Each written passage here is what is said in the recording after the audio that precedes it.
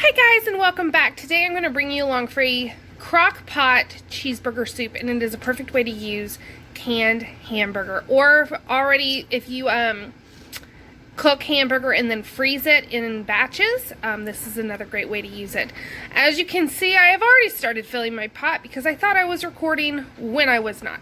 So, to start off, we're going to use our vegetables. Now, obviously, these have been chopped and frozen. So, I have down in the very bottom a 12-ounce bag, one of the normal dollar bags from Walmart, of just cauliflower.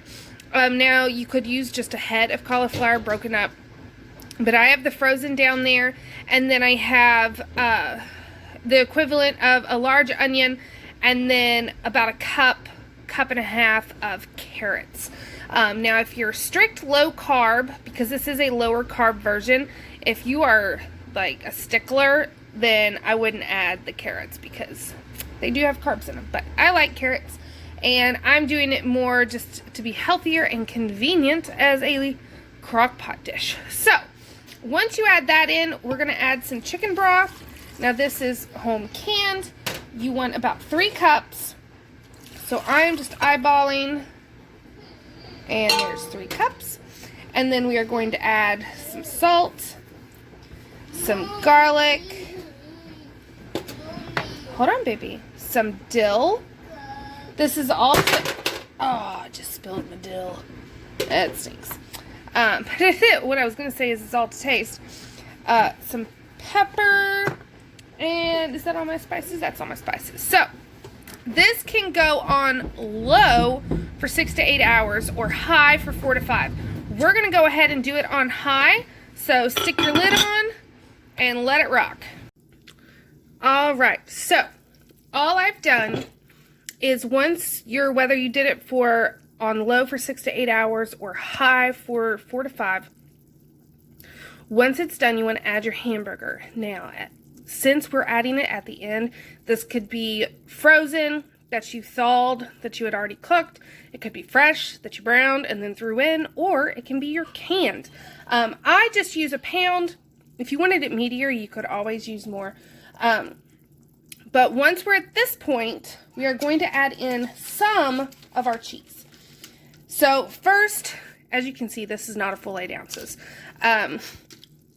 It was supposed to be 8 ounces. So, pretend like that chunk has not been taken out.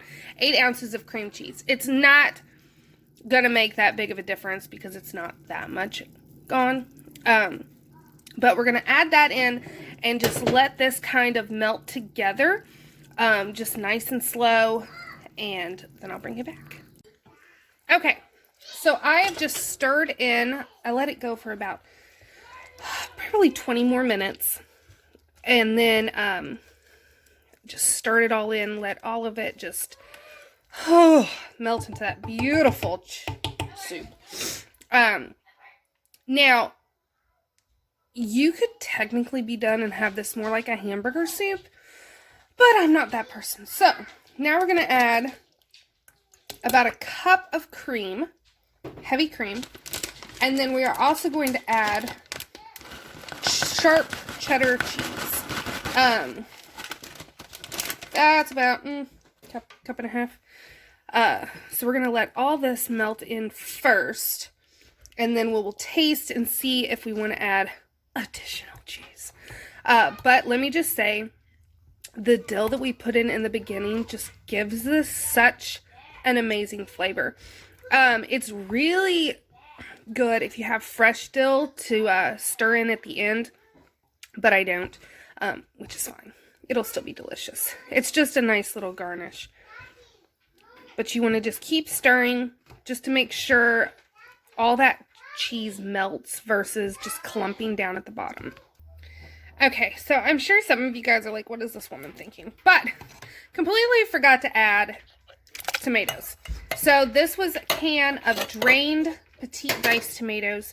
You could have added this in the beginning, but I completely forgot about them. So, it doesn't matter. They can warm up right now in our pot. But this is done, guys. So, you would want to, of course, taste for salt and pepper. If you wanted to add more cheese, you could add more cheese, but this tastes phenomenal. It is so good. It was so long before I tried cheeseburger soup because the thought of eating something that's supposed to be solid, I was like, gross. This soup is the bomb. You have the garlic and the dill and then the cream cheese with the heavy cream and the cheddar cheese. This stuff is really, really good and so comforting for a fall / almost winter night.